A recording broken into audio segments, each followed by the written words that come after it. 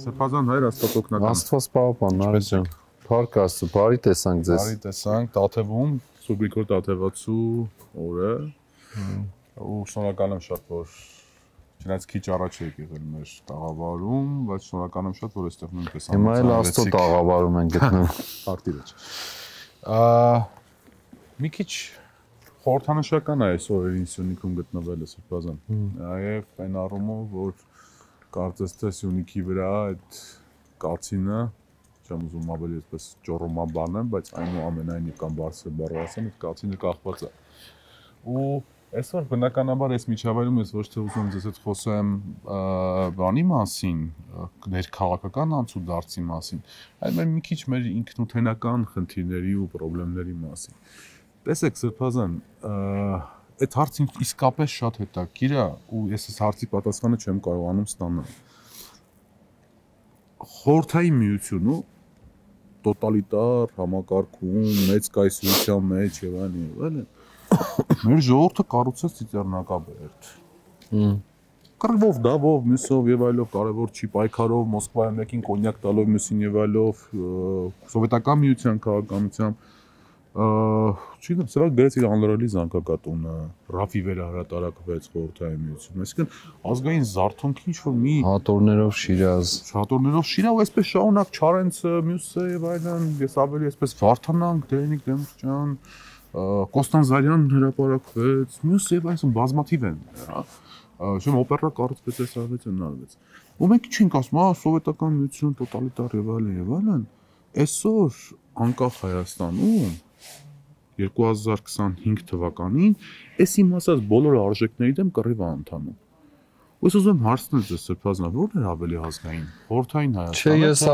այդպես չէի ասի, որն է ավելի ազգային, ամեն դեպքում խորհրդային Հայաստանը իր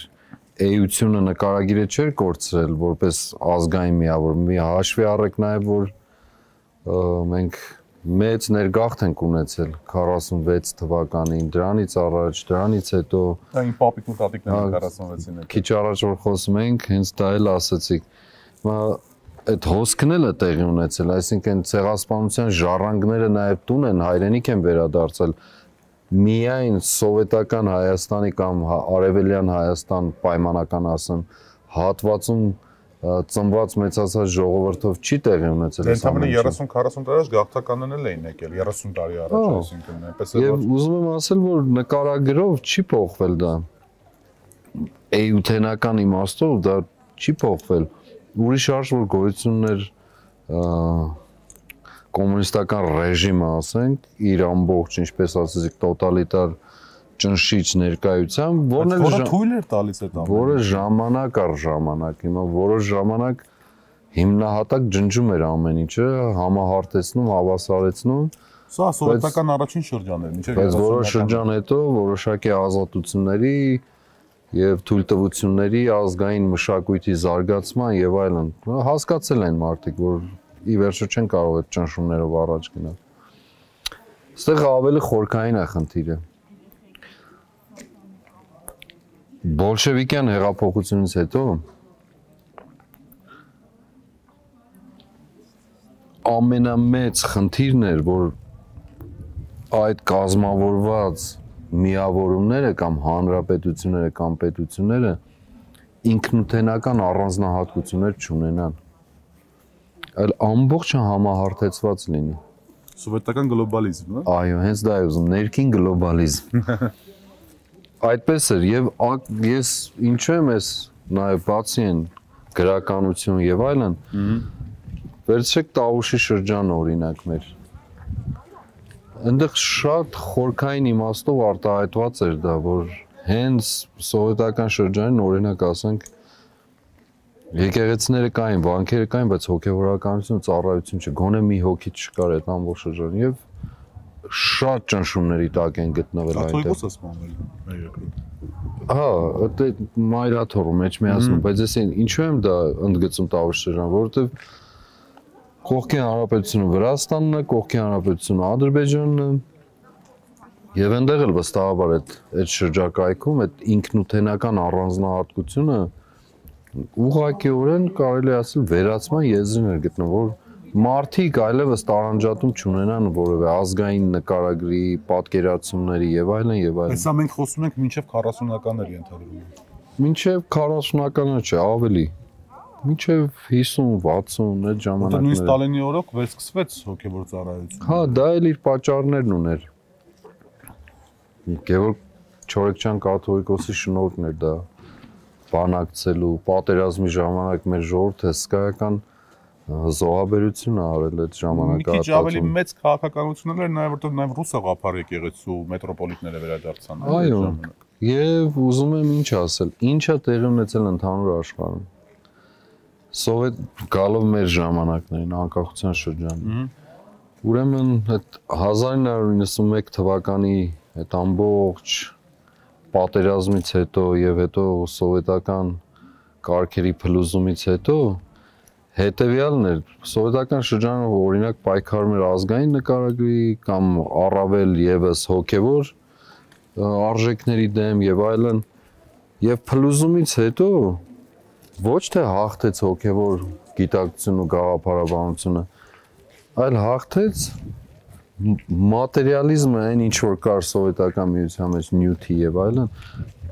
դա մի աստիճանով բարձրացավ ներաճեց կարծես կապիտալիզմի մեջ որտեղ դարձավ մասնավոր սեփականության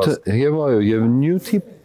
այսպես ասած փառաբանությունը շատ ավելի առաջնային տեղ սկսեց գրավել հիմա մարդիկ մտածում են որ խորհրդային կարգերը փլուզումից հետո հոգեվոր աճ զարթոնք վերելք ինչ որ առաջի շրջանին տեղի ունեցել է ինչ որ ինքնաբուխ կերպով մի մոռացեք որ հոգեվոր դաշտը կամ եկեղեցիներն էլ պատրաստ չէին ուղղակի պատրաստ չէին հա ոնց եւ թվով պատրաստ չէին մարդուժի տեսակետով եւ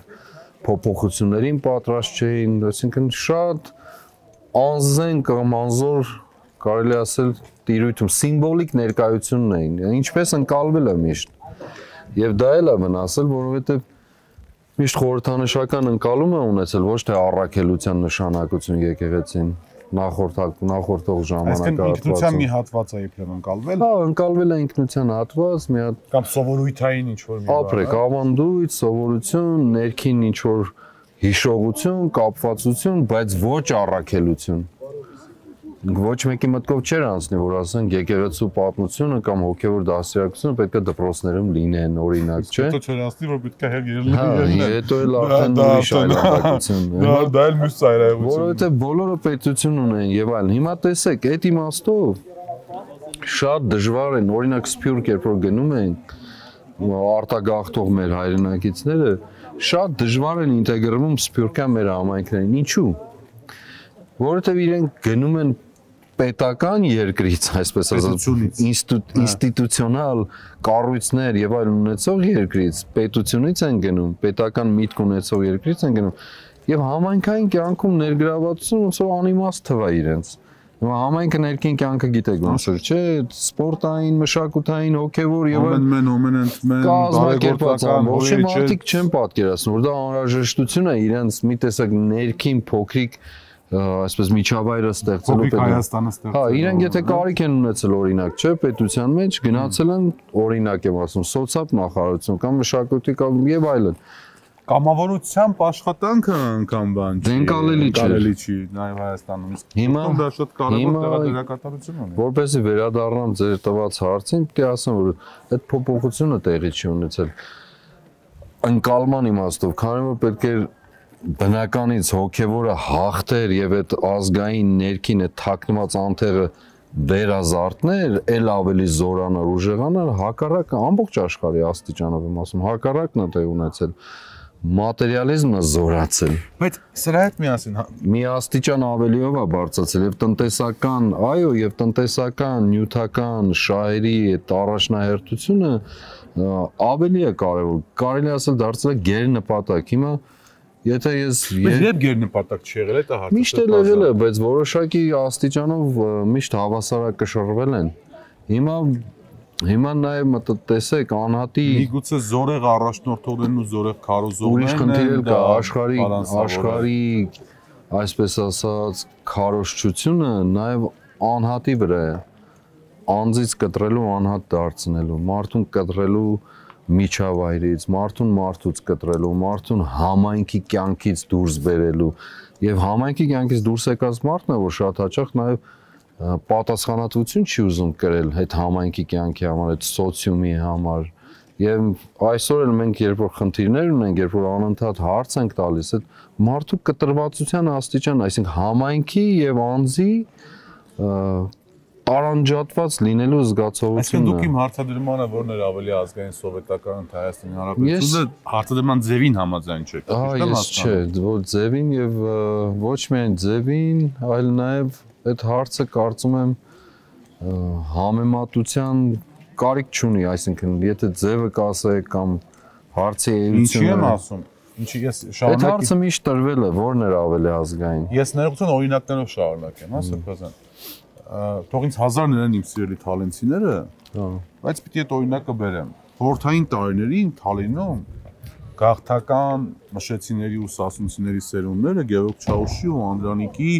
այսպես սիմվոլները, արձանն էին պահպանում այդ նույն խորհրդային տոտալիտար համակարգում։ Կռիվ էին տալիս այդ ամեն ինչին։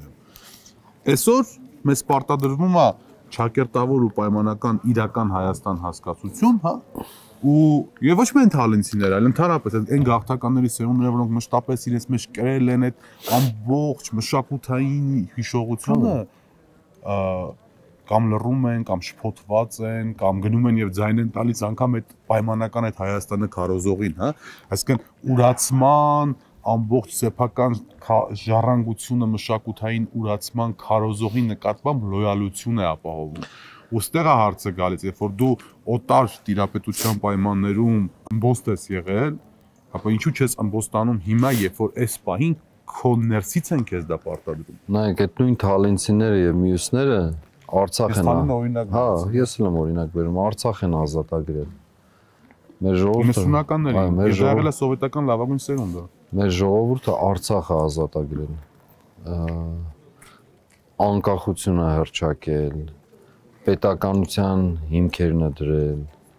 Այսինքն այդ բոլորը արձանագրել են։ Հիմա սովետական սերունդ կհամարեն կամ ոչ, բայց սովետական սերունդի նաև պետք է անդրադարձ ունենանք, որ կային բարքեր ու մշակույթի, այսպես ասած, մնացուկներ, մշակութային մնացուկներ,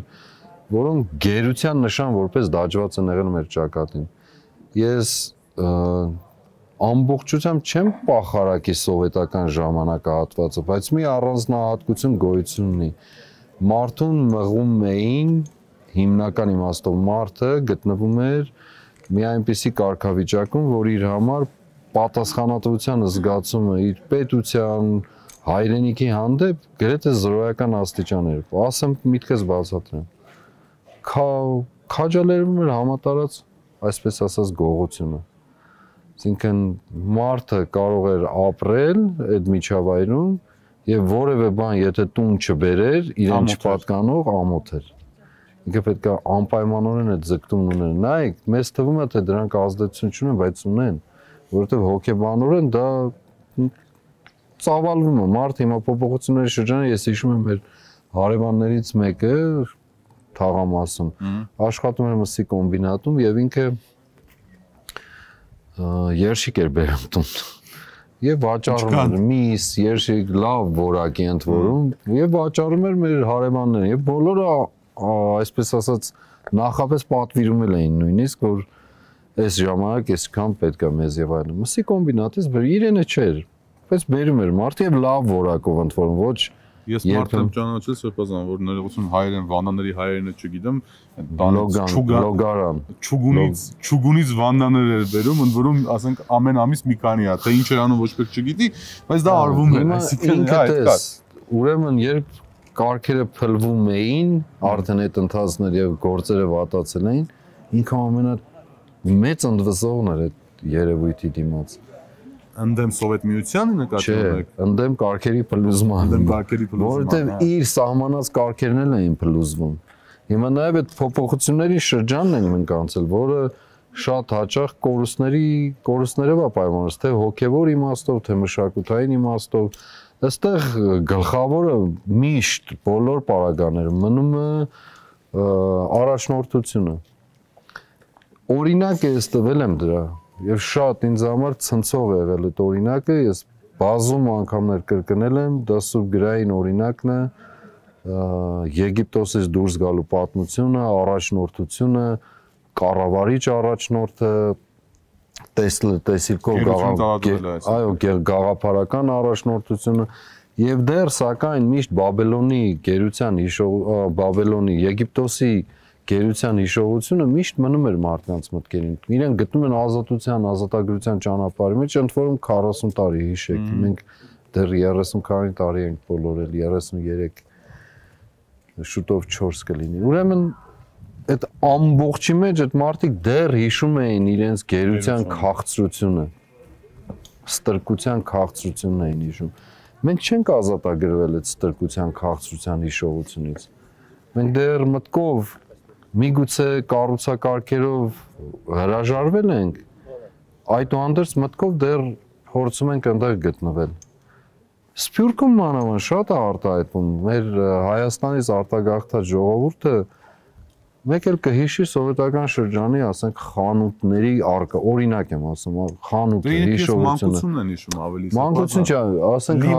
համեմատում են տեղի մթերքների հետ, օրինակ, ասում են, այն ժամանակ մեր էսին, բայց մենք գիտենք ինչ ա եղել, չէ՞։ Հիմա ներողություն, ես իմ քեռի 24-10-ը մինչև հիմա հիշում եմ, բայց ես դրանով հիշում ես որպես հիշողություն։ Որպես իմ մանկությունն եմ հիշում։ Ոչ թե որպես որակ, չէ՞։ Հիշողություն, այն ժամանակվա որակն էր, բայց հիմա գալով ես ինչու եմ այդ օրինակներ բերում, որ այդուհանդերձ ինչքան էլ որ մենք այսպես զարգացման ընթացք ունենանք, հոգևոր իմաստով, ազգային իմաստով, այդ ստրկության հիշողությունը պետք է մաքրվի։ Ստրկության հիշողությունը գերեվարված լինելու այդ պաշարված լինելու թեպետ եւ դրան զուգահեռ տրվում էին հնարավորություններ, որ դու կարողանաս որոշակի հատկապես մշակութային իմաստով քո ներքին, այսպես ասած, կրոնական պահանջները բավարարել, կենթանի Աստծո հետ չլինել, որովհետեւ կար մի ուրիշ Աստված, որը պառկած էր Մոսկվայի մավզոլեում։ Այո, դամբարանում։ Հիմա սպասան անկախ այդ բոլոր թեր եւ դեմ կարծիքներից, բայց 90-ականներից մինչեւ 2020 թվականը մեզ բոլորիս միավորող ինչ որ մի ճարտարապետություն կար։ Այդ ինքնության ողնահար ճարտարապետությունը, հա, ասենք, ես հիշում եմ, որ դուք օրվա իշխանությունները եւ դրա առաջնորդին անվանում էիք մեր երազների գող, մեր հայրենիքի գող։ Այդ ինչի եմ ասում, որովհետեւ մեզ բոլորիս անկախ ամեն ինչից եւ իրար ճանաչողներից, ասենք Ամասիայից մինչեւ Մեղրի, հա, Հայաստանի հարավային դարպասից մինչեւ հյուսիսային դարպասը, ինչ որ միավորված ճարտարապետություն կար։ Բանակ, անվտանգություն, Արցախ, չգիտեմ, տոներ, որոնք որ բոլորիս համար որպես միավորող նշանակություն ունեն եւ մեծ հաշվով, որի շնորհիվ կառուցվում էր հետխորհրդային հայի տեսակը, հա, կամ իմ սիրելի Կոստանդզարյանն ասում էր Արարատյան մարդու տեսակը։ Հիմա 2020 թվականից հետո այս ճարտարապետությունը փլվեց ամբողջությամբ, 23 թվականին այդ ճարտարապետությունը թույլ տվեք ասել, որ իջավ ցավի սիրտ գերեզման, հա, գոնե այս պահին երևացող։ Հիմա այդ լուծումը խնդրի, թե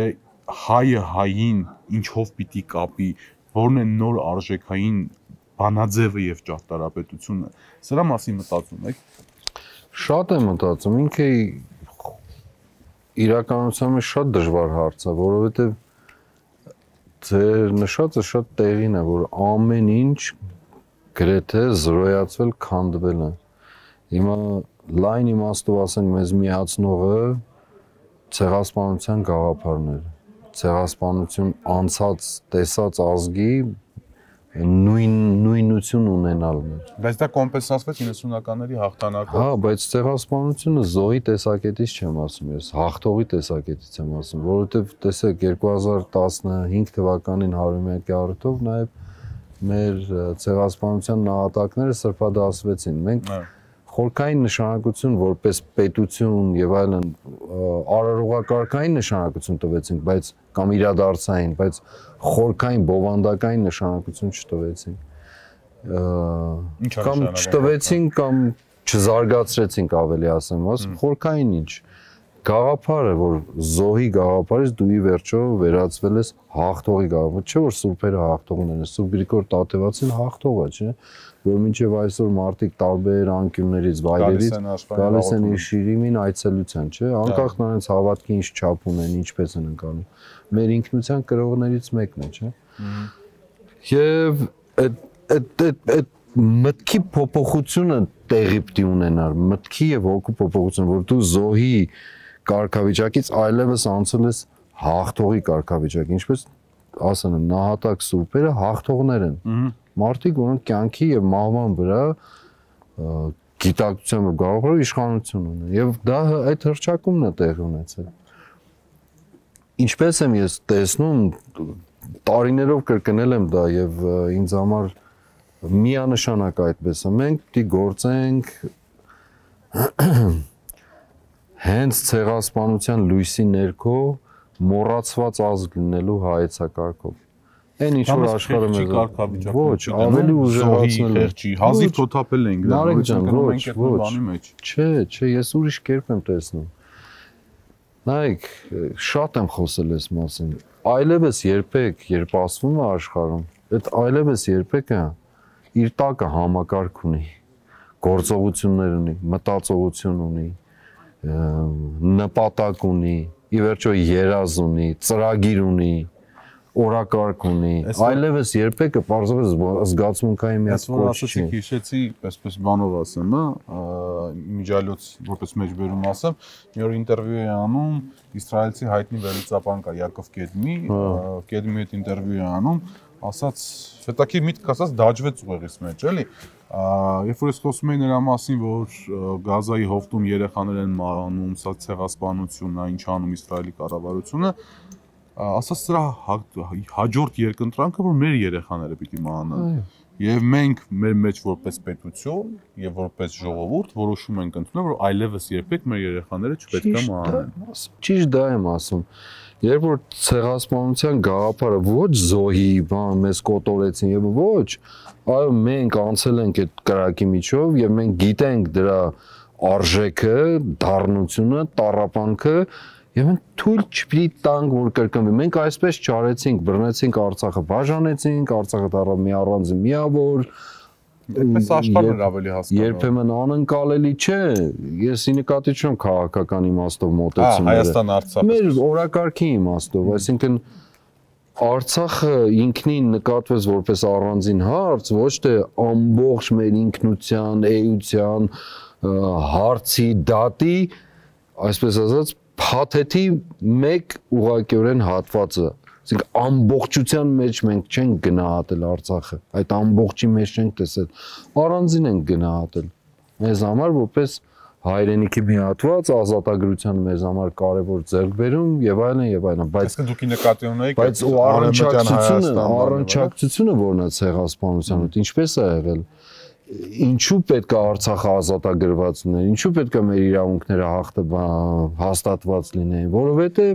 մենք ցեղասպանություն ենք անցել, տեսել ենք դառնություն, հայրենազրկվել ենք,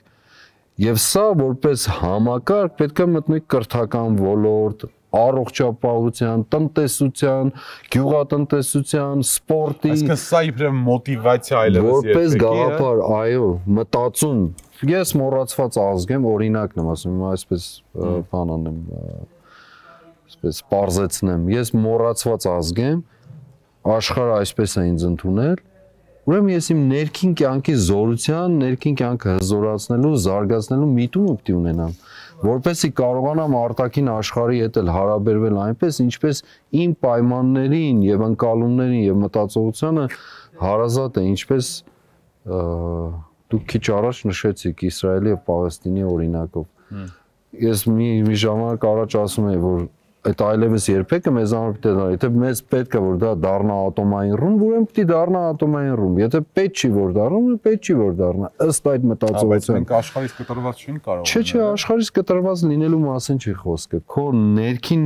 կյանքի զորացման, քո կրթության բարձրագույնը դարձնելու, մրցունակ դարձնելու աշխարհում, քո առողջապահությունը նույնը, տնտեսությունը անընդհատ զարգացնել, ոչ թե կողոպտել եւ այլն, ոչ թե տնտեսությունը ծառայեցնել խմբի կամ խմբերի շահերին, այլ պետությանը զարգացմանը դառնան։ Հիմա եթե մենք գնում ենք ոչ թե կանաչ այս պայծառ երկիրը բնությունը դարձնես անապատ, լքված, կեղտոտ, այլ հակառակը։ Այսինքն եթե մենք հիմա գնում ենք պայմանական նոր հայի ճարտարապետության հարցին, որը շատ կարևոր հարց է, ֆունդամենտալ կարևոր հարց է, այստեղ պետքա դրվի ձեր ասած մոտիվացիան։ Միանշանակ պետք է դրվի, որովհետև մենք նայեք աշխարհը իր բոլոր հնարավորություններով տարածքներ է ստեղծում այդ համահարթեցման ծիրից ներս։ Նա կարծես հակառակ տենդենսն է։ Դա կարելի է ասել վերջին մի 15-20 տարիների, այսպես ասած, ինքնությամբ հնտրտուք եւ ավելի մի քիչ էլ, ավելի մի 30-40 տարվա նույնիսկ ինքնությամբ հնտրտուքի արդյունքում է դա ծնվել այսօրվա ազգայնական, պահպանողական, արժեքային դաշտում գտնվելու ձգտումը։ Եվ մենք պետք չի որ կտրվենք աշխարհից։ Մեր ձեռքբերումները բոլոր մեծագույն ժամանակները եղել են աշխարհի հետ հարաբերությունից ծնված։ Օրինակ 5-րդ դարը վերցրեք, երբ մենք համարում ենք ոսկե դար պայմանականորեն, 12-րդ դարը վերցրեք, որ համարում ենք արծաթե դար, եւ այսպես շարունակ։ Մեր ինքնաճանաչողությունը եկել է աշխարհի հետ համեմատության ծիրից ներս։ Մենք լավագույն օրինակները այնտեղից վերցրել ենք, բերել ենք մեր կյանք եւ ներդրել, ներմշակութայնացրել ենք, այո, ներմշակութայնացրել, տեղայնացրել, դարձել ենք մերը։ Բայց այստեղ շատ կարևոր առանցքային գիծ կա, որ մենք ունեցել ենք մերը, մենք մերին հարազատ ենք եղել, որ եկող քամիները կամ գաղափարները, արժեքները, մշակույթները ոչ թե մեզ ձուլել են իրենց մեջ տարել, այլ հակառակը մենք վերցրել ենք եւ մերի միջոցով ենք անցկացրել։ Դրա օրինակը ես իմ անձնական փորձառությամբ եմ տեսել։ Իմ զարգացման, այսպես ասած, ձևավորման լավագույն ժամանակ եղել են, երբ ես Անգլիայում ուսանող էի, առաջին փորձառություն, լրիվ օտար շրջապատ։ Եվ ինչ էր տեղում, երբ ինձ հարցումներ էին հարցնում, ասում են դուք հին ազգ եք, հին եկեղեցի եք, այս խնդիրը ինչպես ես տեսնում։ Եվ այն ես չգիտեի այդ բանին։ Մի բան շփոթվում է, գնում էի ուսումնասիրելու, կարդալու, ընթերցելու, հասկանում թե մենք ինչպես ենք ընկալել, այս մարդկանց ընկալումները ինչպես են, եւ դրա ծիրից ներս էր լինում իմ առաջին հերթին ինքս ինձ ճանաչելը, երկրորդ իրենց փոխանցելը ինչ որ ես ընկալում եւ ճանաչում եմ, որպես ոչ թե առանձին անհատ, այլ որպես ինքնություն, որպես հավաքականություն, որպես ազգ, որպես եկեղեցի էլ հավանաբար։ Հիմա ինչու եմ ես ասում, որ նոր հայ կերպար դինի ոչ թե աշխարհից հրաժարվել, աշխարհի հետ հարաբերությունից հակառակ, ավելի ընդլայնել եւ ավելի խորանալ, բայց ներսում նախ քո ներսում երկրի հայ տեսակի, բառը ես չեմ սիրում տեսակը, բայց ամեն դեպքում կերպարի նկարագրի մեջ ամրացնել են արժեքային, ազգային, հոգևոր ընկալումները, որոնք ժամանակներ չեն ճանաչում։ Բացարձակ արժեքներ են դրանք։ Երրորդ հանրապետությունը մեր պայմանական երրորդ հանրապետությունը, այո։ Դա ինչու նաև ոչ պայմանական, վերջի երրորդ հանրապետությունը ընդունված է ասվել, մենք էլ նորաձև չգտնվենք ու շարունակենք երրորդ հանրապետություն ասել։ Երրորդ հանրապետությունը 88 թվականին երբ ստեղծվեց, ինքը Արցախահեն հանրապետություն էր, այսինքն մեծ հաշվով այդ ամեն ինչը հավաքվեց Արցախի գաղափարի շուրջ, հետո տրանսֆորմացվեց այլևս մնացած արժեքների սահմանադրության մյուսի եւ այլն, անկախությունը արդեն հանրապետության սկիզբն էր, բայց ինքը Արցախահեն էր։ Հիմա երբ որ մենք Արցախը ընկած է, մենք ունենք 120,000 փախստական, ունենք նաև մեծ հաշվով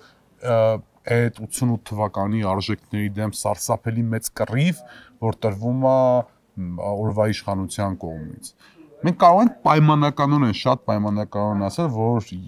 երրորդ հանրապետությունն այլևս ավարտված է, իսկ ինչ որ դիմացը գալիս է մեզ համար անծանոթ է, օտար է ու անհասկանալի է դեռևս։ Շատ դրա համար եմ ասում, ինձ համար երրորդ հանրապետություն կոչվածը կամ երկրորդ կամ առաջին Եվ նույնիսկ այսօր Բարբաջող 4-րդ հանրապետությունը ուղղակի պայմանական։ Հələ 4 չասենք, հələ դեռ հոն չենք ասած, ինչպես ասում։ Գալիքի մասին է, չէ՞ դու։ Դե դիմացը այսպես անորոշությունն է։ Ուղղակի այսպես ինքնաբերաբար տանում եք դեպի դրան։ Հիմա դրանք բոլորը պայմանականություններ են։ Մենք մեկ հանրապետություն ունենք, մեկ պետություն ունենք իր բոլոր ժամանակների անցած փուլերով ու ժամանակահատվածներով։ 800 տարի պետականություն չենք ունեցել, Սրբազան։ 800 տարի չենք ունեցել, դրանից առաջ էլի չենք ունեցել, նորից կորցրել են, նորից վերականգնել են։ Դրա մասին չի խոսքը։ Ես հիմիկվա ժամանակների մասին եմ ասում, երբ որ խոսում ենք առաջին հանրապետության մասին, խոսում ենք երկրորդ հանրապետության մասին, խոսում ենք երրորդ հանրապետության մասին։ Բայց ամենի մեջ արժեքային բովանդակային տարբերություններ կան։ Նույն հանրապետությունն է, նույն ժողովրդին կամ նույն պետությունն է, ավելի ճիշտ հանրապետություն որպես քաղաքական տերմին չասեմ, նույն պետությունն է, նույն հայրենիքն է, նույն տարածքն է, նույն ժողովուրդն է, անշուշտ որոշակի փոփոխություններով ու կառուցակարգերով անցած ժամանակահատվածների իմաստով էլ, ընկալումների, մտածողությունների իմաստով էլ, բայց նույնն է ճանապարհը։ Հիմա եթե մենք արհեստականորեն ներողություն, բայց պետության նպատակների տարբերություն կա, Սրբազան։ 88 թվականի պետությունը ստեղծվեց, պետության նպատակը, եթե արձանագրումով անենք սահմանված, այսպես ասած, անկախության հռչակագրով, ոչ թե առաջնորդներով, պետության նպատակը անկախության հռչակումից ի վեր, այդ հաստատումից ավելի ճիշտ սահմանադրության կամ անկախության հռչակագրի հռչակումից ի վեր չի փոխվել, որպես այդպիսին։ Թղթով։ Այո, արձանագրված է, չէ՞, ես հենց հիմա փոխվելու է։ Հենց դա է, այ հիմա դա եմ ասում ես էլ, որ մինչև այսօր որպես այդպիսին չի փոխվել։ Հիմա մեր կռիվը որտեղ է։ Մեր կռիվն այն է, որ ոչ միայն դա չփոխվի, այլ ավելի խորանա, ավելի զարգանա եւ մեծանա, ավելի գնահատվի այն ինչ որ մենք ձեռք ենք բերել եւ ունեցել ենք։ Սա ունեցած հարստությունը կորցնելու կամ պատմությունն է, որ ունես ինչ որ բան ձեռքիդ մեջ եւ կորցնում ես եւ սկսում ես փնտրել, բայց այդ մղումը, ձգտումը, երազը չի կորչում այդ ունեցածից հետ։ Հիմա մենք ապաշնոր ենք գտնվել կամ այս ժամանակահատվածում ինչ-ինչ ազդեցությունների կամ քաղաքական շահերի եւ այլնի ներքո գտնվելով կամ սեփական իշխանության ու փողի պաշտամունքի մեջ կամ սեփական ապաշնոր առաջնորդության մեջ գտնվելով մենք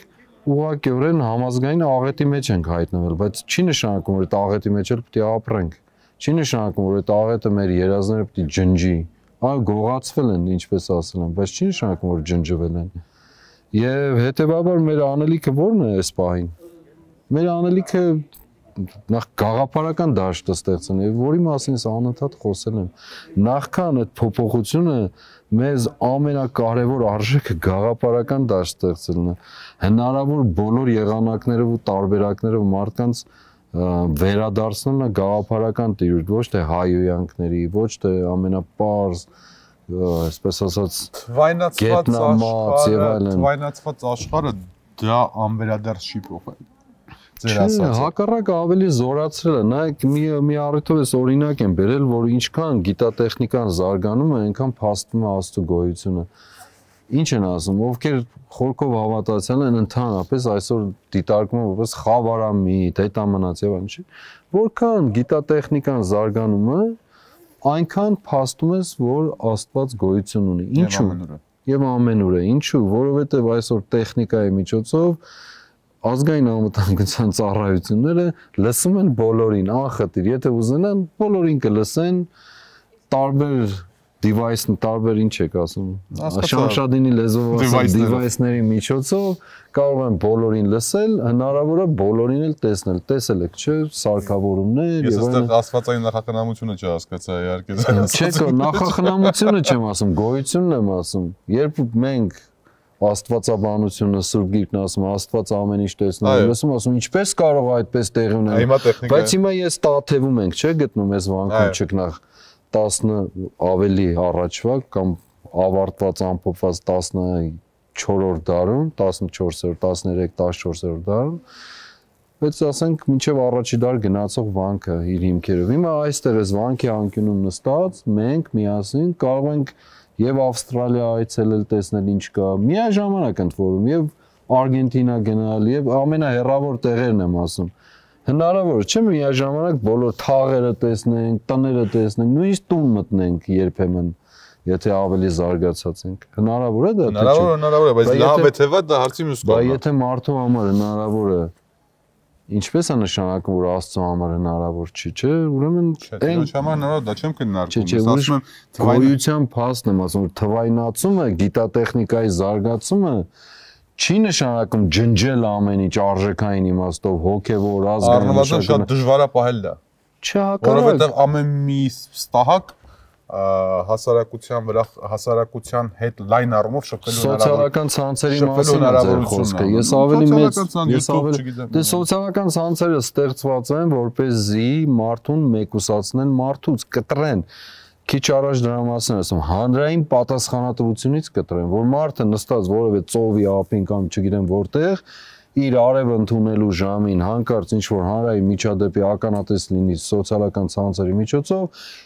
անպայմանորեն ինքն իր կարծիքը, իր պաշտամունքային կարծիքը արտահայտ ու գնա իր լողանալու։ Պատասխանատու կարծիքը։ Հա, լողալու գնա մտածելու թե այդ խոսքը ում ինչ վնաս տվեց։ Բայց դրան եմ գալիս։ Հիմա ես էլ դա եմ ասում, որ այս սոցիալական, այսպես կոչված ցանցերը ստեղծված են իբր մարդու սոցիալականացման համար, բայց խորքում անհատի պաշտամունքի փառավորումն է։ Կա որտեղ ամեն մեկը ինքը իրեն կարողանում է ցույց տալ իբրև մեծ ռետոր Մարդուն լավագույն իմաստուն եւ այլն եւ այլն։ Մարդուն զրկել հանրային պատասխանատվության Բայց ինչպես է այդ գաղափարական դաշ վերադարձում հասկանում, այսինքն մարդը հասկանում է, որ իր ձեռքը գործիք է անգել։ Ժամանակին, երբ որ, չգիտեմ, ասենք, Ես մի հոդված էի գրում, մի հոդված, առաջին հոդվածս որ գրել եմ, Հայաստանի Հանրապետություն թերթում պիտի տպվեր, հիշում եմ մի 2 շաբաթ տևեց երևի, մինչև գնալ, հետ գա խմբագրի եւ այլն ու այդ տպվելուց հետո ինձ համար մեծ ուրախություն Հայաստանի Հանրապետության թերթում հոդված եմ տպել։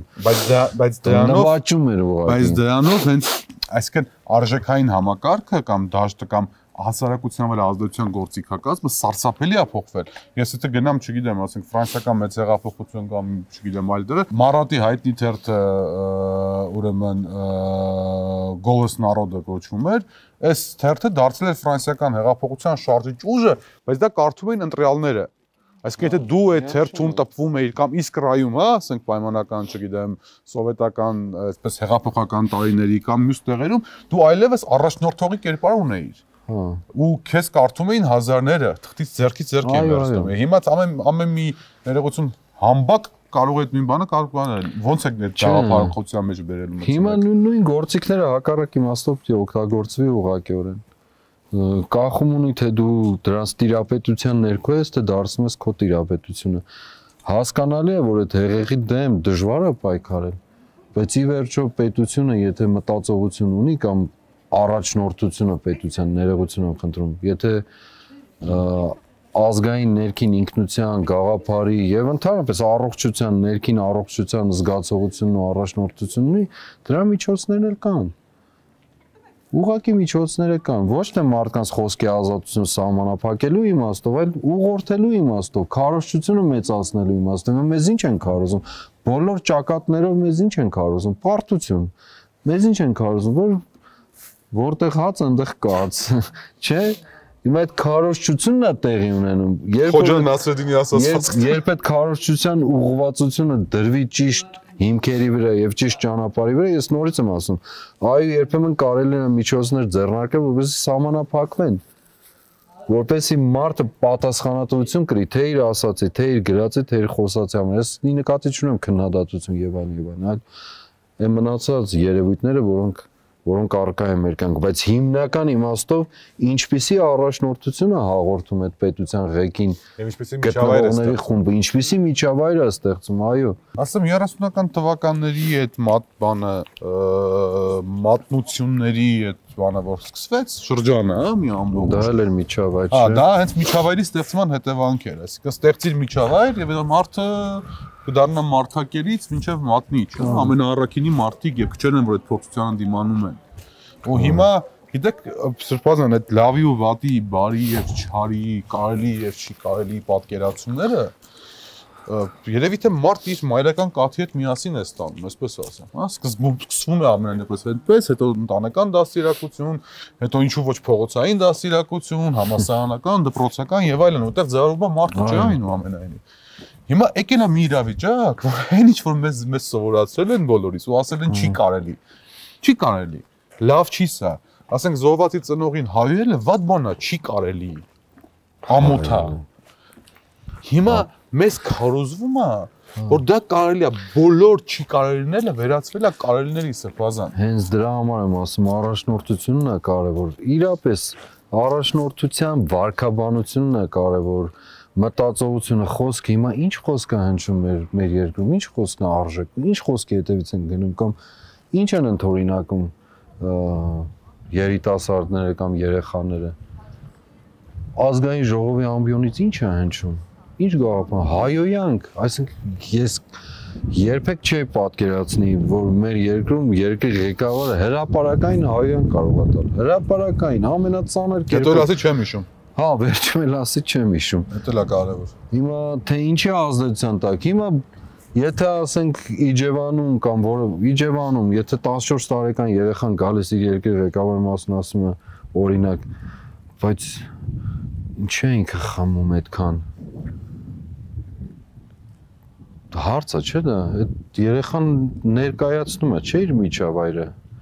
Եվ իր վերաբերմունքը այդպիսին է կամ իր ընկալումը, մտածումը, պատկերը, որ կարող է միգուցե իր մտքի մեջ լրիվ ուրիշ պատկերով է։ Այդ երեխային երբ որ սովորեցեն ասեն, որ այն որ ինչ որ դու գիտեիր, որ չի կարելի, բալես հիմա կարելի է, բայց դա բերելու է այս այն ողբերգության ինչին որ բերում է։ Հա, հիմա այդ մարդիկ հիմա պայքարելու են այդ երեխայի հետ կամ համար, որ իր փոքրիկ միջավայրը փոխեն, մինչդեռ դու ունես մեծ միջավայրի փոփոխություն եւ Ռուզվելտը, ես այս օրինակը շատ եմ բերել։ Վերջինը Թեոդորոսը։ Ուրեմն Ֆրանսիայում Փարիզում համալսարանում դասախոսության ժամանակ իմիջիալուց հսկայական դասախոսության մի քանի ժամանոց ինձ գրավել է մի փոքրիկ պարագրաֆը, որտեղ խոսում է անհատի եւ պետության ղեկավարի կամ կառավարիչների որակական փոփոխություն բերելու տարբերության մասին, ասել է, որ անհատը կարողանում է որակական փոփոխություն բերել իր միջավայրում, իր շրջապատում։ Մի քիչ ավել, մի քիչ պակաս լայն իմաստով կկարողանա ինչ-որ բան, բայց իրական որակական փոփոխությունը գալիս է երկրի առաջնորդությունից, ղեկավարությունից, կառավարությունից։ Հիմա առաջնորդությանը գամ Սրբազան։ Միջավայր ստեղծելու իմաստով են ձեր ասած եւ իմիջիալոց աստվածաբանական իմաստով մեր ուղղափառ աստվածաբանական ընկալմամբ ինչ որ հայ եկեղեցին դավանում է։ Մեղքը միջավայրային է, անհատական չի, արևմուտքում անհատական կիսա, այսպես կիսա կենսաբանական փոխանցում։ Այսինքն ձեր գործած մեղքի համար պատասխանատու եմ ես, որպես ձեր միջավայրի մաս։ Ոչ։ Մեղքի առաջին մեղքի ադամական մեղքի մուտ գործելը փլել է ամբողջ միջավայրը։ Արարչագործությունն է փլվել, մարդը դուրս է դրվել իր միջավայրից ուրիշ միջավայր եւ դրանով փլվել է ամբողջ միջավայրը եւ մենք ծնվում ենք այդ մեղքի միջավայրում։ Մինչդեռ արևմտյան աստվածաբանությամբ հիմնական իմաստով ձևավորված Օգոստինոսի երանելիով կիսա կենսաբանական, այսինքն հորից որդի փոխանցում ունի, այսինքն զավակի ծնողից զավակ մեղքի փոխանցումը ադամական մեղքի այդպես է անցալում։ Երբ որ մենք սրբում ենք, ասում ենք ադամական մեղքից ազատում ենք մկրտության ժամանակ, չէ՞։ Մենք ի նկատի ունենք, որ այդ մարդուն այլևս օծում ենք, պաշտպանում ենք, ուղարկում ենք այս միջավայրը, որտեղ ինքը դարձյալ սայթակելով, որտեղ մեղքի միջավայրը, բայց նաև վերականգնման հնարավորություն։ Ինչու է սա ասեցին, որ նույնիսկ աստվածաբանական ընկալման մեջ, մեր ուղղափառ ընկալման միջավայրայինը, մարդու փոփոխությունն էլ, որակն էլ, ձևակերպումը, եթե բոլորը նույն կերպով, չեմ ասում նույն գաղափարաբանությամբ, բայց արժեքային իմաստով նույն գծի մեջ են, դժվար է այնտեղ որևէ այլ այսպես երևույթ ծաղկելը, ոչ թե գոյություն չունենալը։ Սրբազան, Մենք իհարկե գալիս ենք 20 թվականի տեսքով բոլոր եղած խնդիրներին ու խնդիրներին ու կարծում ենք, որ այնուամենայնիվ անկումը, գահավիժումը, հրաժարումը, ուրացումը, ոնց ուզում եք կոչեք, տեղի ունեցավ 20-ից հետո, բայց ես կասեի 18-ից կամ 18-ից հետո, բայց ես մեկ այլ բան եմ ուզում խոսել։ Բայց հիմքերը խարխուտ էին։ Այդ դրան եմ ուզում գամ։ 90-ական թվականներին մենք ձևակերպեցինք հաղթանակ ու այդ հաղթանակը ուներ առաջնորդություն։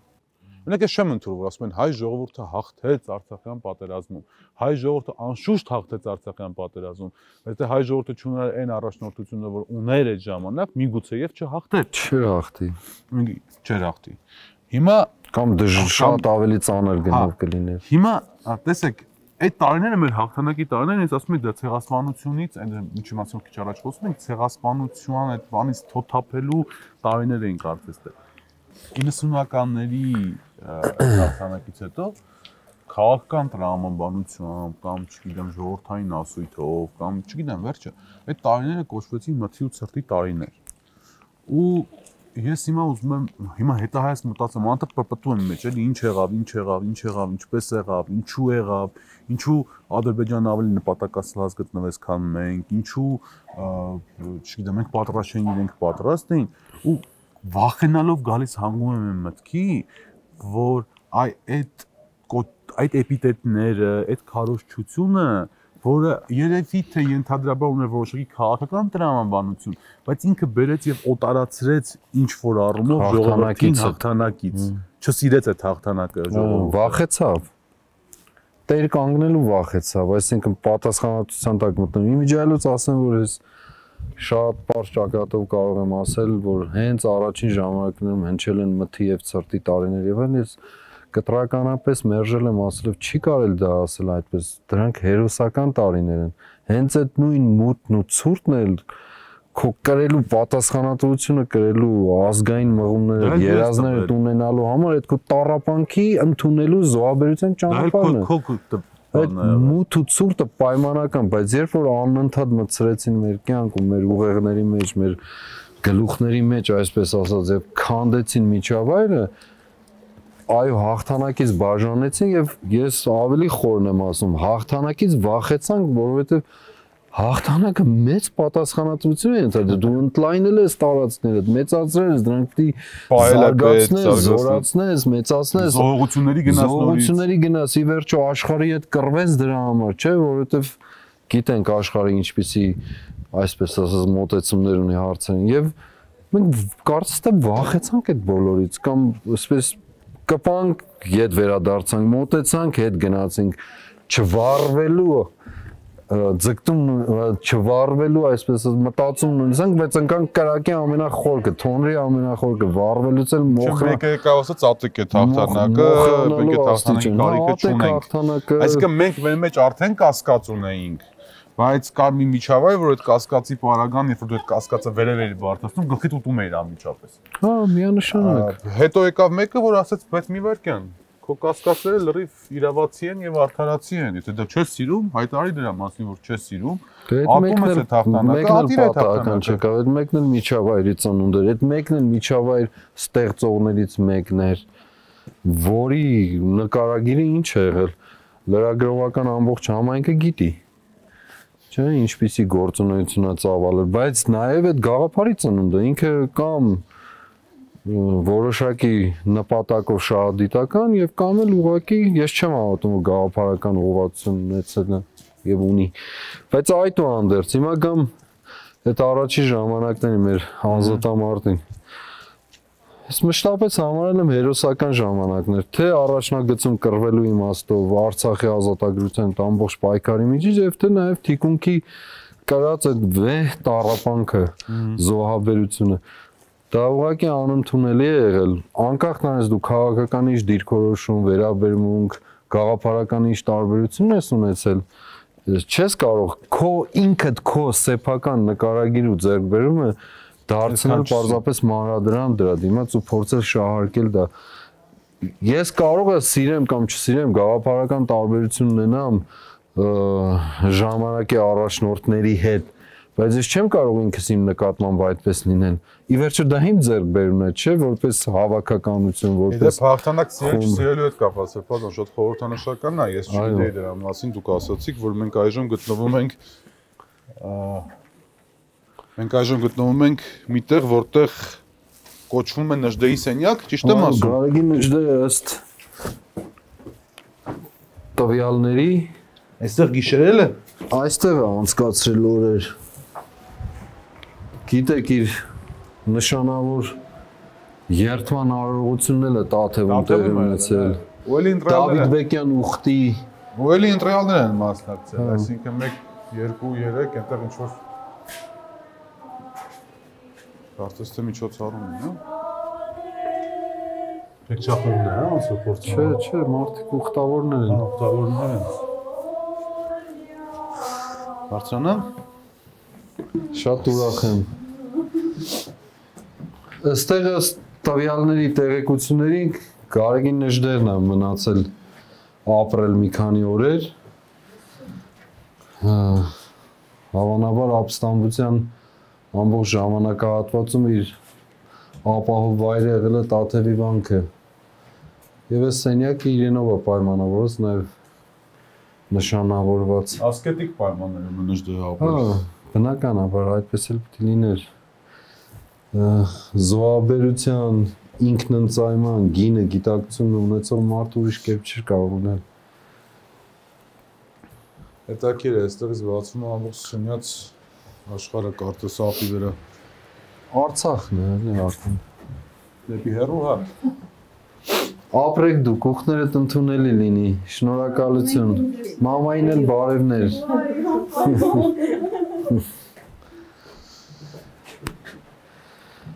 Նշանավոր խոսքն է, չէ, ինձ որ շատ, այսպես ասած, ազդել է, դա հիմա Նժդե շատ են հղում կատարում, չէ։ Ես ուրբեք ներվայանում եմ, սպասում, ինչպես ասել են Նժդեհում մի քանի բան են ասում։ Ես չեմ ասում ինչպես ասել են Նժդե, բայց այդ խոսքերը նաև իր շիրիմին են գրված, որ մեր կամ երկրի առողջությունը, երկրի զորությունը նրա որդիների մահվան եւ օրենքի առջև հավասար լինելն է։ Հիմա դա մենք գիտեք, այս խոսքերը ոչ միայն սա, ընդհանրապես խոսքերը մարդիկ ընդունում են որպես թեորetical խոսք, ասում են եւ անցնում են։ Կենացդ, հա։ Հա, բայց կենացը ավելի, բայց համոզմունք պետք է լինի։ Երբ որ մարդը ինչ-որ բան իրեն թույլ է տալիս ասելու, դա իր համոզմունքը պետք է լինի։ Իր համոզմունքն էլ ոչ միայն գաղափարով, այլ կյանքում իրականացնելով։ Առաջնորդությունը ինքը այդպեսին պիտի լինի, սա բազա։ Այո, եւ մենք ձեռնադրության մեր մաշտոցի մեջ, երբ որ մենք ձեռնադրում ենք հոգեվորականներ, այնտեղ մի աղոթք ցուցում կա, ասելով որ այն ինչ որ քարոզում ես խոսքով, կիրականացնես գործով։ Ուղղակի աղոթք ցուցումը։ Աղոթքի մեջ է միևնույն ժամանակ այդ ձեռնադրվողի ցուցումը։ Եվ մեր տերն էլ է նույն մտքի, նույն ոչ թե մեր տերն է նույն մտքին, այլ մենք ենք իրենից սովորում դրա մասին, չէ՞ որ վկայելով ապրի, այսինքն ինքը աստվածային իր փառքը աղքատացրեց, եկավ գործ եւ բանը մարմին դարձավ։ Եվ բնական է որ հիմա քիչ առաջ ասում է, չէ, այն երկիրը, որ այն երկիրն է զորավոր, որի որդիները մահվան եւ օրենքի առջև հավասար են։ Հիմա այդ ներդաշնակությունը խախտվել մեր կյանքում։ Մենք անընդհատ խոսել ենք, տարիներով դրա մասին խոսել ենք, որ մեր երկիրը, պետությունը միայն այսպես ասած սոցիալական խնդիրներ ունեցող պար ժողովրդինը չի, որպես պատասխանատվություն, առաջին հերթին էլիտաներին, այսպես կոչված։ Առաջին հերթին։ Եվ եթե դրա օրինակը չկա, մյուսներն էլ են օրինակը ամենամեծն է, վարքը, վարքաբանությունը ամենամեծ քարոզչությունն է, ամենամեծ արժեքն է։ Չեմ ուզում ես պատերին եկու գրեհ կասնեմ, բազան, բայց 90-ականների վերջ 2000-ականների սկիզբ երբ ուսանող էի, այնպես չի որ ես ինքս էլ այդպես չէի եւ ընդհանրապես իմ միջավայրում դոմինանտ էր, մենք ավելի շատ գիտեինք որովհետեւ տիկնապահի պետհամարանիշների համարները անգիր, քան պայմանական մեր դասախոսների ասածները, ու միջավայրը այդպեսին էր։ Այսինքն, երբ որ դու պաշարված ամրոց ես, այդ պաշարված ամրոցի մեջ սովորական բերդապահ զինվորից մինչև օրվա իշխան պետք է որոշակի համահարթեցում ունենան։ Ոչ թե նույնություն, որոշակի նույնություն պետք է ունենան, որպեսզի չգտնվի մեկը, որ չարությունից ելնելով թշնամու առաջ դարպասները բացի, ինչպես եղել է շատ մեր պատմությամբ։ Ինչպես հենց հիմա։ Ինչպես հենց հիմա ցավոք սրտի։ Ուրիշ բան չկա։ Եվ դա այդ օրենքի եւ մահվան առջև հավասարություն չունենալն է կամ օրենքի եւ մահվան մեջ, այսպես ասեմ, հավասարություն չունենալն է մարդկանց մտքի մեջ, գիտեք, պաշտոնի գաղափարն է աղճատված։ Մենք ունենք, չէ, արտահայտությունից շատ եմ խոսել սրա մասին հրապարակային, ասում եմ, բանը լավ գործ է ինքը, լավ գործ է ընդունվել։ Ոչ թե ծառայության առումով, լավ գործ է։ Առավելությունների առումով։ Ինչով է լավ գործ։ Այսինքն պետական պաշտոնյան ինչպես կարող է լինել, այո, լավ գործ է ինքը, որ քեզ հնարավորություն է տրված ծառայելու քո հմտությունները, գիտելիքը նվիրում է, զգացումը, ինչ ասեմ, գաղափարները ծառայեցնելու քո հանրային շահին, պետության շահին, հայրենիքից զարգացմանը, ժողովրդի բարեկեցությանը, ոչ թե որ քեզ այդ բաժինը ընկել, որ քեզ ծառայի դա, դու այդ չափանիշի մեջ ես չեմ կարծում, որ մեկը ասում է լավ գործ ունի, այդ նշանակում որ ինքը շատ հրաշալի ծառայող է, լավ գործ ունի, որովհետև հնարավոր է որ զարտուղի ճանապարհով փող կա, հնարավոր է որ իշխանություն ունի, ինչ են ասում, ծառայողական մեքենա ունի, մեկը գալիս է պիջակ ակցում, սրանք ինչու են այսքան վախեցած, դրանցից զրկվելուց են, ես անկեղծ ասում, իրենք իրենց կյանքից չեն վախեցած, այդ հանկարծ ձեռք բերած այդ կեղծ այսպես կոչված երևույթները, հանկարծ դրանցից չունենան, առավոտ արթնանում չկա։ Քաղցր բան է իշխանությունը։ Իբրև, ուրեմն երբ որ նայում ես տան պատկերները, երբ որ նայում ես մազերի վիճակը օրինակ եւ այլն, եւ հիմա ես նայում, հասկանում ես, որ մարդիկ դրանից են վախենում, դրանից զրկվելուց, ինչ պետություն, ինչ պետականություն, ինչ գաղափարաբանություն։ Մեկ սրբազան է, մոտս ֆատալիստական բան են, զգացողություններ են առաջանում։ Այն իմաստով, որ այսինքն նայում տեսնում եմ ինչպես են կամ ուսումնասիրում եմ, կարդում եմ, տեսնում եմ, որ մեր ժողովրդի պատմությունը, ես հիմա տես չփորձեմ մեծ եսի ինչի տեղ դնում գնահատական, դա բայց իմ բանը, զգացողությունն եմ ասում, էլի հատվածական հերոսության ու չդադարող դավաճանության մի ամբողջ պատմություն է։ Դե բայց որ ժողովրդի պատմությունը այդպես չի։ Ես մեր ավելի քաղցր է երևի։ Դե մերն է, եւ մենք զգում ենք ծանր կերպով դա։ Ու մեծ հարց է առաջանում, ասենք, չգիտեմ, Վազգենին սպանեցին 40 տարեկանին, հա, օրինակի համար։ Ինքը գնաց ատելության մթնոլորտում։ Ու այդ ատելության մթնոլորտի մեջ ցավի սիրտ նաեւ ես հիմա ասում եմ որպես լրատվական գործի կազմակերպիչ, որպես լրատվամիջոցի ղեկավար, նաեւ որոշակի առումով լրատվամիջոցները իրենց դերակատարություն ունեն, որ հրեշ էին կերտում այդ մարդուց։ Մխիթարին սպանեցին այստեղից Քիչենկոն գտնվող Խնձորեսկում, հա, ասում են բանը, պատվերը այլ տեղից է եղել, բայց տեղի ունեցել Խնձորեսկում։ Այսպես շարունակ, հա, նայում ես անընդհատ, չգիտեմ, Մժդերը թողեց գնաց Մեղրիից անցավ, պատտվեց անգամ ֆոլկլորում բան կա, որ ապերախ ժողովրդից բացի ավելի ծանր բառեր ասել, բայց մենք գրականային մոտեցում ենք ցուցադրել։ Ասեմ, իմ պատմության ուսուցիչը դպրոցում Շավար Շաղայանը հոգին լույսերի մեջ լինի, Էդվարդ Աղայանի հայր, որդին երևի։ Չէ, հորեղբոր տղան էր։ Հա։ Ուրեմն Շավար Շաղայանը ինքը շատ խորը, կարող եմ ասել, պատմաբան, այդպես խորությամբ, բայց քանի որ իր հայացքները տարբեր էին սովետական ժամանակներից, այսինքն ավելի դիսիդենտական հայացքներով էր, անկախական եւ այլն, անկախությունը Հայաստանի եւ այլն, իրեն ուրեմն սահմանափակել էին դպրոցում պատմության ուսուցիչները եւ մեր բախտը բերեց, որ ինքը մեր ուսուցիչն էր, ամեն ինչը որ պատմում էր, փոխանցում էր մեզ, դու այդ պահին զգում էիր այդտեղ, խմում էիր այդ ամենը, չէ՞, ուղղակի զգում էիր, որ դու գտնվում ես այդ դաշտում, սկսած Հայք եւ Բելի պատմությունից մեր ծագումնաբանությունից մինչեւ ասենք Նապոլեոն Բոնապարտ դու ուղղակի այնտեղ էիր մասնակից էիր դառնում այդ ամբողջին այդպես էր ինքը մատուցում Միրավոյի մարդը շատ ուժեղ եւ Նվեր Սաֆարյանի մասին է պատմել գեներալ այո Թամանյան դիվիզիայի հրամանատար այո եւ թե ինչպես այդ մալայե զեմլիայի այդ գործողությունը կատարելու ինչպիսի մեծ դերակատարում ունեցել ու քեզ թվում էր որ դու իր հետ միասին այդ ճակատամարտի մեջ ես հիմա ես կարող եմ ասել կամ գրել կամ չգրի չեմ անում ասում եմ այնպես էր հրետանին կազմակերպել որ ֆաշիստները տակ ընկներով այսպես նալերը դառնում են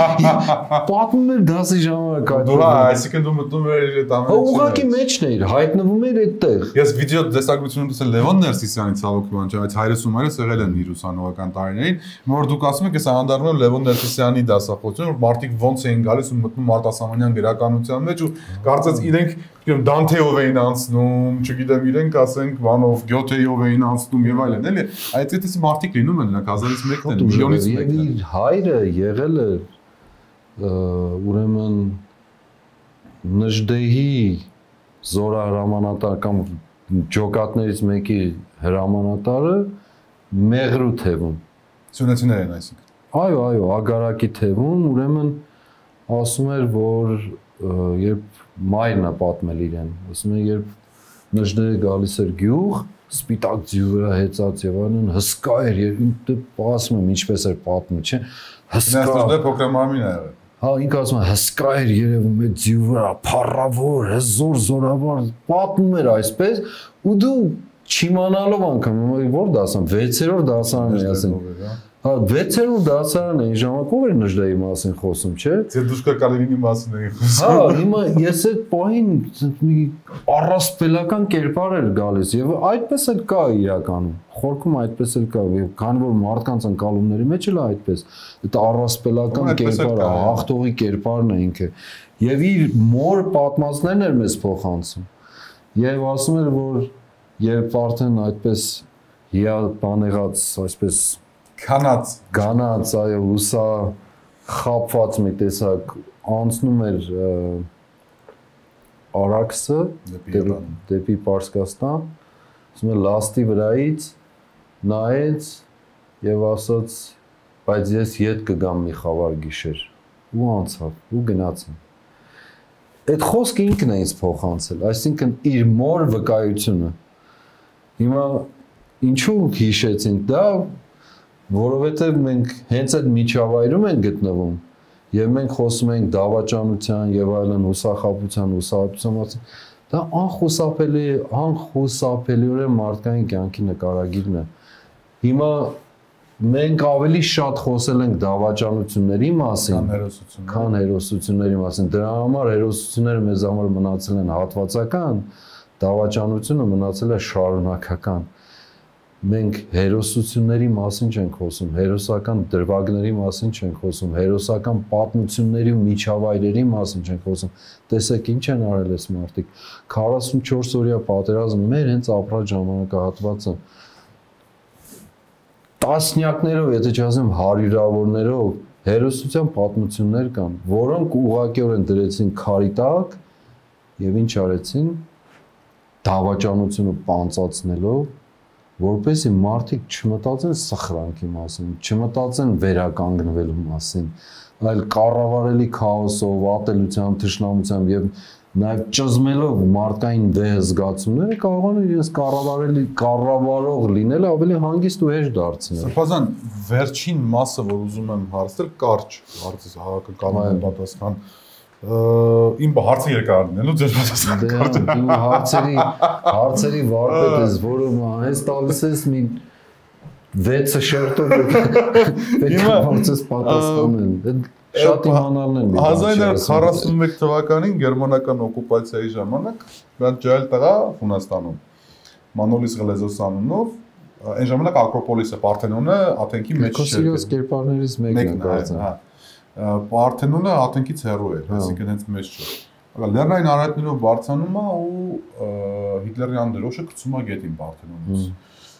Տատիկս ու պապիկս որ Հունաստանից էին պատմում են ասեն եւ ընդհանրապես կարդալուց էր որ մինչեւ այդ երբ որ իտալացիներին հույները ջարդեցին եւ հետո գերմանացիները ջարդեցին արդեն հույներին մեջները մի հատ այնպեսի շոկային իրավիճակ էր որ կարծես թե գերմանական օկուպացիան հարատև էր թվում այսինքն ոչ դիմադրություն կար ոչինչ գոյություն չուներ բառից բուն իմաստով մարդիկ ուղղակի շոկի մեջ էին այս ջայլ տղայի որին դե գոլը կոչեց Եվրոպայի առաջին պարտիզանը դրոշակը գցելուց հետո սկսվեց այդ հունական օխի ոչ շարժումը, որը վերածվեց էլասի, ընդհատակյա շարժման, մյուսի եւ այլն, իսկ մի ոչ ստրատեգիական, ոչ այսպես ծրագրավորված, ես ինչ չգիտեմ, 1000 անգամ գծված բռնված գործողությունից հետո մի ողջ ժողովուրդ ոտքի կանգնեց։ Առնվազն դա իր համար սիմվոլիկ նշանակություն ունեցավ։ Այսքան մեզ հիմա խփում են Սրբազան, խփում են ու խփում են, խփում են ու խփում են։ Եվ որ ասում են հորից է տուրացիր, մորից է տուրացիր, չգիտեմ, են ոնց որ կարոտ ֆիլմի օրերում ապրեն, գիտեք, այն որ այդ օխին հնարավոր է իրականում, թե մենք մեզ հույս ենք տալիս։ Չէ, հնարավոր է եւ հենց երեք հենց դրա մասին ենք խոսում։ Հնարավոր է եւ ոչ միայն հնարավոր, այլև իրականանում է։ Այսօր իսկապես այդ ծանր պարտությունից հետո պարտությունը ինքնին դեռ մի բան, բայց դրա հետևանքները չէ, որ դուր պետք է պարտված լիներ, էլի, այսինքն որ շանս չունեիր։ Դեռ ասում պարտությունը որպես գնահատական ինքնին մի բան, բայց դրա հետևանքները երբ դու ոչ մի ջանք չես արել ապակինելու, հակառակ ավելի ես վերքը խորացրել, անընդհատ, հա, դրանից հետո ժողովրդի ոտքի կանգնելը եւ այո անցյալ տարին այդ ամբողջ մայիսյան կամ այդ ապրիլյան մայիսյան ամբողջ շրջանը ինձ համար հենց այդ ոչի ասած այդ արտահայտություն, որովհետեւ արտահայտությունն մեկն է եղել, որովհետեւ կամ սկիզբն է եղել, որովհետեւ ես այդ ժամանակահատվածը ինչու եմ ասում, ոչ թե ուզում եմ իր շարժումները նվազեցնել, այլ մենք ուղղակիորեն Արցախի կորուստ ենք դրանից հետո ունեցել դրանից առաջ ունեցել ներողություն եւ այդ պարտությունը իր հերթին պատերազմի ամբողջ ընթացքի իր հերթին գումարած դրան քո ամբողջ ունեցած երազ պատկերացում զուտ մարդկային այցելություն են քո դարերի ունեցած հայրենիքը որտեղ թշնամու ոտքը որպես տիրապետություն չի եղել երբեք ու դու հանկարծ քո ապրած ժամանակաշրջանում ասում ես չկա Տենց է պետք լինի, չկա չէ, տենց է պետք լինի։ Տենց է պետք լինի։ Դու պատմությունից կարդում ես, որ դա քոնն է եւ այլն, ինչեր են եղել։ Հիմա գալիս է քեզ է բաժին ասում ու դու չես կարողանում ոչինչ անել կամ չես արել։ Հիմա դրանից հետո երբ այդ մեր ամբողջ այսպես ասած ընթացքը տեղի ունեցավ, ես մեկ բան եմ ասել, որ այս ժողովրդին եթե դուք մտածում եք, որ թաղել եք, սխալվել եք, չեք թաղել եւ չեք էլ կարող թաղել եւ այդ թե անձնական զգացումը, թե մարդկային հեղեղը տեսնելը ինձ մեծ հույսն է տվել, որ այո, այս ժողովրդին մահ չկա, իսկապես չկա, ինչ էլ ուզում է լինի, մահ չկա, որովհետև ներքին անկախ նրանից, թե ինչ հողմերի է ենթարկվել, ինչ տրանսֆորմացիան, ինչ փոփոխությունների, նոր հայի, հին հայի կերպար, ինչ ուզում եք դրեք անունը, կապ չունի, իր ներսում այն ամենախորքում, այնքան արմատացած իսկապես զգացողություն կա, որը երբեմն շատ հաճախ, եթե չասեմ միշտ, օգտագործվում վերջի պահին, բայց հիմա մենք այդ վերջի ժամանակահատվածը չենք զգում երբը եւ դրա համար այդ ամբողջ շարժումը ինձ հենց այդ ոչի զգացումն է որ ոչ մենք չենք անդուրժելու սա անհնար է այլևս երբեք չպետք է լինի սա եւ այդ ապրում է այդ զգացումը մարդկայնորեն ասես ինձ ամենամեծ ուրախությունն է պատճառել անկախ նրանից որ մենք հասել ենք վերջին թե չենք հասել մեր պատկերացրած հաղթանակին հենց այդ զգացումի արտնությունը ինձ ամենամեծ ուրախությունն է պատճառել ես համոզվել եմ եւս մի անգամ որ ես անձնապես կամ ընդհանրապես մենք մեր սեփական նկարագրին ժողովրդի հանդեպ սխալ գնահատականներ ունենք ընդհանրապես չենք ճանաչում մենք մեզ եւ այդ ճանաչողությունն է վերելու տեսեք մի դրոշ Մովսես Գորգեսյանը պարզեց 88 թվին ազատության հրապարակում ու դա դարձավ ամբողջությամբ էր շարժման կարելի ասել ամբողջական այո եռագույն դրոշը պարզեց անսպասելի եւ դարձավ մի տեսակ այդ մոտոն ամբողջ այդ շարժումը առաջնորդությունը անկախ նրանից տվյալ խումբը ստանձնեց առաջնում թե այլ խումբ ստանձնեց բայց այդ տարածվեց դա որ այո հնարավոր է այս հաղթանակը անհնար բան չկա եւ այսօր էլ նույնն է մեր ժողովուրդը միշտ էլ ոչ թե ոչ է ասում, այլ այո է ասում ինքն իրեն։ Այո է ասում իր հաղթանակին։ Ոչ պարտադրանքի։ Այո, ես դրա համար եմ ասում, ոչ թե ոչ է ասում, այլ այո պետք է ասի իր հաղթանակին։ Եվ չվախենանք մեր հաղթանակ, չվախենա երբեք, որովհետև այո, հաղթանակը որքան էլ ծանր պատասխանատվությունը, այդ հանդերձ պարտությունը էլ ավելի սարսափելի եւ մեծ ողբերգություն է։ Հետևաբար մենք հիմա գտնում ենք հաղթողի սենյակում, անկախ նրանից թե ինչ մտքով է հեռացել եւ ինչպես է հեռացել եւ ինչպես է վերադարձել ծանր պայմաններով եւ ինչ պայմաններում է իր մահկանացում կնքել աքսորի մեջ, այսինքն մեր բոլոր ժամանակների հերոսներից մեկը աքսորի մեջ մենության, բանտում եւ այլն այդպես է կնքում մահկանացում, լքված Այդ պատկերը մեր շիրիմներն էլ ունեն երբեմն լքված, մոռացված, մեր մեծերի շիրիմներ, ինչպես Սուրբ Գրիգոր Տարթևացու շիրիմը, փառք Աստծո, որ վերջի շրջաններում գոնե գնահատված են, ժամանակներում ձյուն ու անձրև էր լցվում, ինչ ասես լցվում էր գերեզմանով, ոչ մի մոտիկ չէր գալիս։ Նույնը Մեսրոպ Մաշտոցի շիրիմը, նույնը մի քանի շիրիմներ ունենք ընդհանրապես մնացած, եւ այդպես նաեւ մեր ապրող կերպարներն են եղել, մեր միջավայրում էլ է նույնը։ Եվ մենք ոչ թե մարդապաշտության մասին են խոսք, այլ հերոսության գնահատականը տալու եւ նրա հետևից գնալու, օրինակելի վարքը վերցնելու, նրանից սովորելու։ Ի վերջո հերոսները մնում են, չհերոսները գնում են։ Անկախ նրանից թե ինչ ժամանակ մնում։ Չէ, հերոսներն են մնում, բայց մնալու հարց կա։ Չէ, չեն մնում, էլ գնում են։ Մնալու հարց կա։ Համարենք այդ մնալը որպես գնալ։ Բազան առաջարկում հաղթողի սենյակից վերադառնալ մեր Դաժան եւ պարտված իրականություն։ Հաղթողի սենյակից գնանք դեպի հաղթանակ։ Աստված օգնական, շնորհակալ եմ շատ։ Պապա Նարեկ ջան, հաղթողի սենյակից դեպի հաղթանակ, որովհետեւ այլ տարբերակ եւ այլ ընտրանք մենք չունենք։ Մենք դատապարտված ենք հաղթելու ուղղակի, ուրիշ ձև չկա։